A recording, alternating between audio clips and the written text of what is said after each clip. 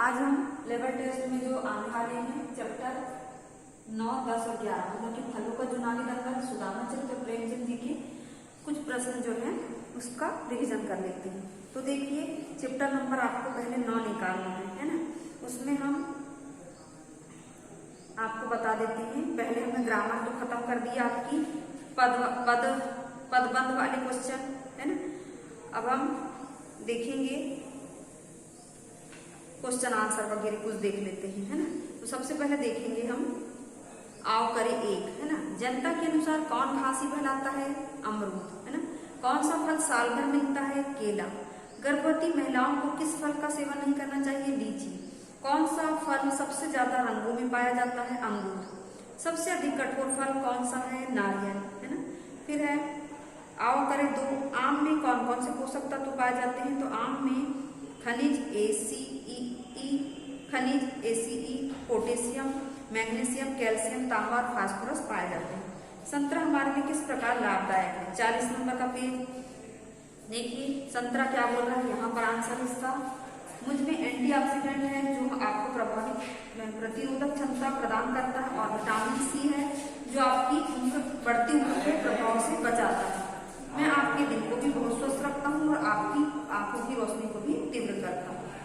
Second question है इसका third वाला, लीची की हानियां लिखिए। 38 नंबर का पेज निकालेंगे, उसमें देखिए हाँ ये मैंने बताया कि ना मेरी तासीर गर्म है, मुझे मिठास भी ज्यादा होती है, इसलिए मधुमेह के रोगी मुझसे बचे और स्वस्थ लोग भी मेरा कम मात्रा में सेवन करें। ज्यादा खाएंगे तो नाक से खून ही नहीं निकलेगा बल्कि आपको बुखार भी हो सकता है, इसलिए संयम के साथ मेरा सेवन कीजिए और जीवन का आनंद उठाइए।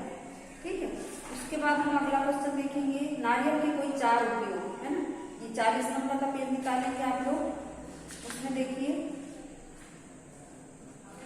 हाँ ये वाला, मैं नारियल हूँ, मैं बहुत उपयोगी हूँ, मुझे आप कच्चा खा सकते हैं, आप मुझे सुखाकर खा सकते हैं, आप मेरा पानी पीकर स्वास्थ्य लाभ उठा सकते हैं, मैं हर रूप में फायदेमंद हूँ, मुझ में विटामिन, खनिज, एमिनो एसिड, फाइबर, प्रोटीन आदि प्रचुर मात्रा में पाए जाते हैं, मैं आपकी रोग प्रतिरोधक क्षमता को बढ़ाता हूँ, कब्ज दूर करता हूँ, नक्सीर का इलाज करता हूँ, एलर्जी दूर करता हूँ, याददाश्त बढ़ाता हूँ, आपका वजन नियंत्रित करता हूँ, पेट के कीड़े मारता हूँ और आपकी अनिद्रा दूर करता हूँ। आप मुझे साल भर इस्तेमाल कर सकते हैं, इतना ही नहीं आप मेरी जटा से रस्सी और गिरी से तेल बना सकते हैं, लकड़ी से मकान बना सकते हैं और मेरे दूध का भी प्रयोग बीमारियों के इलाज में कर सकते हैं। मेरी चटनी तो लाजवाब है, मेरे उपयोग और महत्ता के कारण मुझे श्रीफल कहा जाता है। अब उसके बाद आम से बनने वाली किन्हीं 5 चीजों के नाम। 36 नंबर का पेज निकालेंगे, उसमें देखिए मेरा नाम और काम तो आप जानते हैं, वर्षों से मैं आपकी सेवा कर रहा हूँ, अचार, चटनी, मुरब्बा से लेकर खटाई और आमचूर तक मुझसे बनती हूँ, आप मुझे कच्चा खाते हैं, पका भी खाते हैं, सब्जी में डालकर भी खाते हैं, आपका हमारा रिश्ता बहुत पुराना है, मैं तासीर में जरूर गर्म हूँ पर समाज के लिए बहुत फायदेमंद हूँ, मुझ में विटामिन, खनिज और अनेक पोषक तत्व पाए जाते हैं जो न आपको स्वस्थ रखते हैं बल्कि आप में ऊर्जा का भी संचार करते हैं। मुझ में विटामिन A, C और E के साथ साथ पोटेशियम, मैग्नीशियम, कैल्शियम, तांबा और फास्फोरस जैसे तत्व पाए जाते हैं। उसके बाद हम देखेंगे आपको कौन सा फल अच्छा लगता है, उसके 5 लाभ। ये तो आप करेंगे आपने से है ना। आपने सभी फलों का भाषण सुना, आप किस फल का चुनाव करेंगे, अपने चुनाव का कारण भी बताइए, ये आप लोग करेंगे। उसके बाद हम देखेंगे सेकंड लेसन इसकी का है ना, सुदामा चरित्र में क्वेश्चन नंबर 1 आओ करे एक है ना। विप्र सुदामा कौन थे? बाल सखा। कृष्ण की आंखों की तुलना किससे की गई है? कमल के फूल से। सुदामा की पत्नी सुदामा को कहाँ भेजना चाहती थी? द्वारिका। सुदामा की पत्नी पड़ोस से क्या मांग कर लाई? तंदूर है ना। फिर कृष्ण और सुदामा बचपन में किस ऋषि के आश्रम में शिक्षा ग्रहण करते थे? सांदीपनी।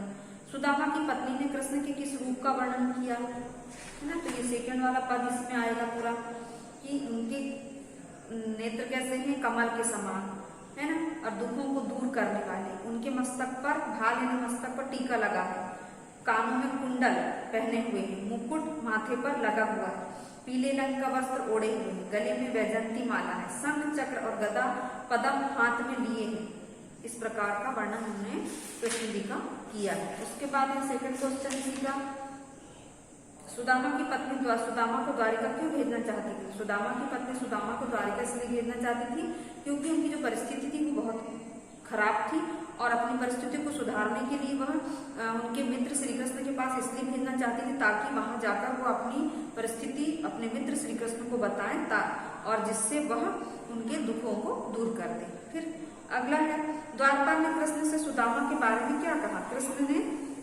कृष्ण से सुदामा के बारे में द्वारपाल ने कहा कि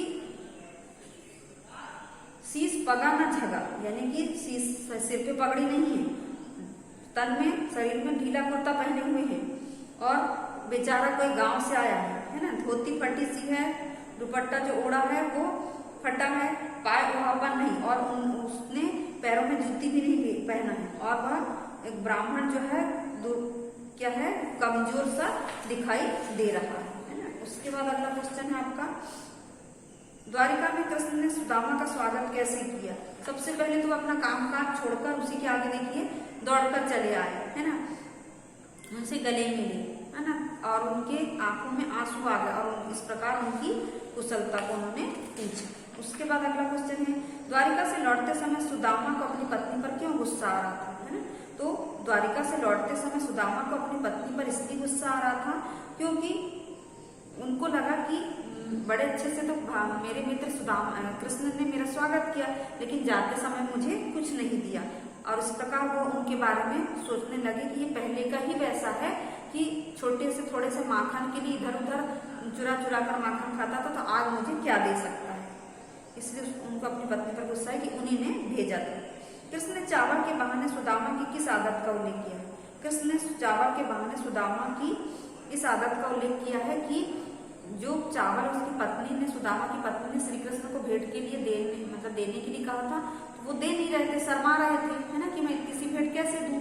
तो कहा तब सुदामा को कृष्ण को गुस्सा आ रहा था, उस कृष्ण को लग रहा था कि ये क्या छिपा रहे हैं, मुझे क्यों नहीं दे रहे। तो बोले बचपन में ये ऐसे करते, दोनों एक दूसरे के बारे में बचपन का सोच रहे हैं। तो कहते हैं कि बचपन में ऐसे ही करते थे, गुरु माँ गुरु माँ हम दोनों के लिए चने पोटली में बात कर देती थी तो ये कटर कटर करके झाड़ पे बैठ के खा जाते थे। अब जब मैं मांगता था तो बोलते थे कि नहीं है, और जब मैं जबरदस्ती बोलता था तो कहते थे कि मैं बोलता था कि तुम खा रहे हो, तो ये क्या बोलते थे, नहीं मेरे तो सुदामा क्या कहते थे, ठंड के कारण दांत किटकिटा रहे हैं, है ना। इस प्रकार से मैं बहाना करते थे। द्वारिका से खाली हाथ लौट रहे सुदामा की मनोदशा का वर्णन, है ना।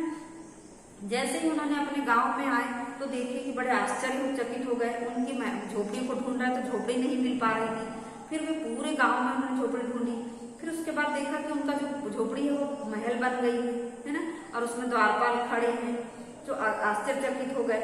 उसके बाद देखे कि कहाँ खाने के लिए कोदो जैसा सस्ता अनाज नहीं मिलता था, तो अब यहाँ पर क्या है, सामने जो है घर के सामने जो बड़े बड़े हाथी घोड़े खड़े हुए हैं, है ना। फिर है अगला, जब सुदामा वापस लौटे तो अपने घर और गांव में क्या परिवर्तन, यही वाला परिवर्तन। और सुदामा द्वारिका से खाली हाथ रहे, सुदामा की मनोदशा यानी सोचते जा रहे हैं श्री कृष्ण के बारे में कि मुझे कुछ भी नहीं दिया और इतने अच्छे से स्वागत किया, और उनके बारे में थोड़ा बुरा भी सोचने लगे, है ना। इस प्रकार का वर्णन आप लिखेंगे और आंसर अच्छे से देंगे। टेस्ट जब देंगे तो आप अच्छे से आपको आंसर देना है, उल्टा सीधा नहीं, जैसे प्रश्न में से ही आंसर में आता है ना। अब हम यहाँ देखेंगे चैप्टर नंबर ये 3 मतलब कि 11 प्रेमचंद जी के साथ 2 दिन। तो मुंशी प्रेमचंद जी, इसमें पहला क्वेश्चन है आओ करें का, मुंशी प्रेमचंद जी से मिलने लेखक कहाँ गया, काशी। प्रेमचंद ने किस विधा पर हाथ नहीं जमाया, कविता नहीं लिखते थे प्रेमचंद जी। लेखक के अनुसार प्रेमचंद ने किस फुर्ती का अभाव, शारीरिक, है ना, बैठते हैं तो अपना काम पूरा करते हैं तभी उठते हैं, इसलिए शारीरिक फुर्ती का अभाव बोला गया। प्रेमचंद जी किस लेखक को सर्वश्रेष्ठ मानते, टालस्टॉय को, है ना। प्रेमचंद को किस नाम से नहीं जाना जाता, खलीफा राय श्रीवास्तव के नाम से नहीं जाना जाता। फिर है, यदि प्रेमचंद को अपनी डिटेक्टरी श्रीमती देवरानी देवी का डर न होता तो वे 24 घंटे यही निष्काम करते। प्रेमचंद जी स्वर्गीय कविवर शंकर जी की तरह प्रवास भीरु हैं। रविन्द्रनाथ की खालिस्तान दृष्टिदान नामक कहानी भी अच्छी है, ये संसार की अच्छी से अच्छी कहानियों से टक्कर ले सकती है। उनका घर एक निष्कपट आडंबर शून्य सदगृह खालिस्तान है घर। वे एक संविधा संवेदनशील लेखक, सचेत नागरिक, कुशल वक्ता तथा खालिस्तान थे, विद्वान, है ना। फिर 8 वर्ष बाद मिलने पर आओ करें 3 में देखिए लेखक ने प्रेमचंद में क्या परिवर्तन पाया, तो 61 नंबर का पेज निकालेंगे आप लोग। उसमें देखिए लखनऊ से 8 वर्ष बाद पुराने, सबसे पहला पैराग्राफ, प्रेमचंद जी और काशी के प्रेमचंद जी की रूपरेखा में विशेष अंतर नहीं पड़ा। हाँ, मूंछों के बाल 53% सफेद हो गए, उम्र भी करीब करीब इतनी ही हो गई थी। उसके बाद लेखक के अनुसार प्रेमचंद जी की शक्ति और निर्भरता का मूल स्रोत किसमें छिपा है, 62 नंबर का पेज निकालेंगे। उसमें देखेंगे प्रेमचंद जी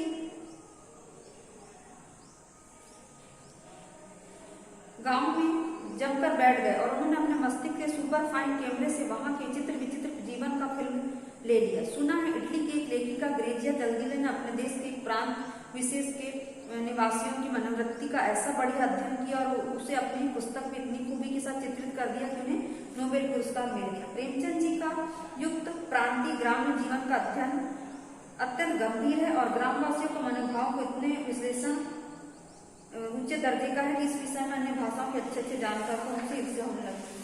अच्छा, आओ करें 3 का कार्य। इसमें देखेंगे क्वेश्चन नंबर क्या था,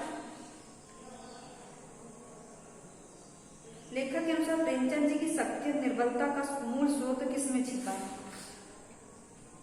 हाँ, आओ करें 3 का खा, ठीक है, वही आंसर। उसके बाद फिर आओ करें 3 का ही 4, नए लेखकों के बारे में पूछने पर प्रेमचंद जी ने क्या उत्तर दिया, 63 में देखिए, है ना।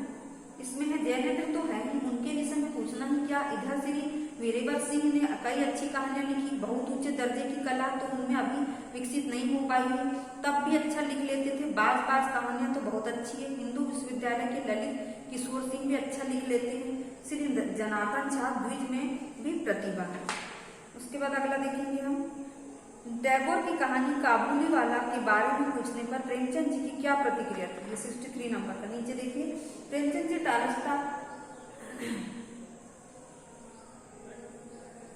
टालस्टॉय के उतने बड़े भक्त हैं जितना कि तुर्गनेव का। उन्होंने सिफारिश की कि टालस्टॉय के अन्य कैरेलिना और वार एंड पीस शीर्षक की कहानियां जरूर पढ़ो, पर प्रेमचंद जी की एक बात से मेरे हृदय को एक बड़ा धक्का लगा जब उन्होंने कहा कि टालस्टॉय के मुकाबले तुर्गनेव बहुत क्षुद्र है। ये धक्का लगा, यानी कि 5वां क्वेश्चन। और काबुली वाला के बारे में देखिए, ये है उसी के ऊपर वाला। प्रेमचंद जी ने कहा निसंदेह वह अत्युत्तम कहानी है काबुली वाला, उसकी अपील यूनिवर्सल है, पर भारतीय स्त्री का भाव जैसे उत्तम ढंग से दृष्टिदान में दिखाया है वैसा अन्यत्र शायद ही कहीं मिले, है ना। मोकांसा की कोई कहानी बहुत अच्छी है। जो भी आपका अवकरण 3, यदि आप लेखन की जगह अवकरण 4 में देखिए तो मुंशी प्रेमचंद से क्या पूछते हैं, वो आपको अपने से करना है। यह पाठ संस्मरण है, जैसे बनारसीदास चतुर्वेदी ने लिखा है, आप भी अपना कोई संस्मरण है ना याद करें। अब इसके बाद एक थोड़ा सा कर लेंगे आप लोग बनारसीदास चतुर्वेदी जी का जीवन परिचय। पंडित बनारसीदास चतुर्वेदी जी प्रसिद्ध हिंदी लेखक और पत्रकार थे। वे राज्यसभा के सांसद भी रहे। वे कलकत्ता से प्रकाशित विशाल भारत नामक हिंदी मासिक पत्रिका के संपादक थे। उन्हें साक्षात्कार विधाकोश साहित्य में पल्लवी पुरस्कृत करने का श्रेय दिया जाता है। उनका जन्म 24 दिसंबर 1892 को उत्तर प्रदेश के फिरोजाबाद में हुआ था। इंटर करने के उपरांत वे विद्यालय में शिक्षक बन गए। फिर शिक्षक की नौकरी छोड़ वही साहित्य सेवा में लग गए। उन्होंने आर्य मित्र और नवजीवन का भी संपादन किया। फिर वे महात्मा गांधी के संपर्क में आए और देश सेवा में लग गए। उन्हें वर्ष 1973 में पद्म भूषण से सम्मानित किया गया।